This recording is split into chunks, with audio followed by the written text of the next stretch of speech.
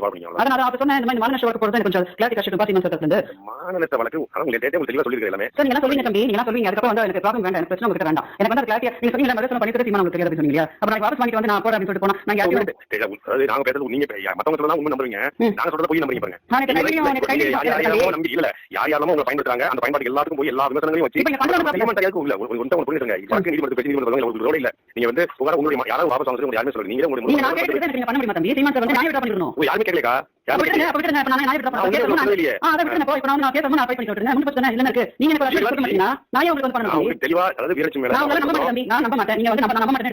ஒரு நடிகை கொடுத்த பொய் விளக்க ஒரு நடிகை நான் பேசணுமா? நான் பேச தாங்க மாட்டீங்க. நான் தனி மனித விமர்சனம் வேணாம்னு நினைக்கிறேன். சொல்றாரு ஒரு நடிகை கொடுத்த பொய் வழக்குல நாங்க அந்த வழக்கை ரத்து பண்ண டெல்லிக்கு போறோம்.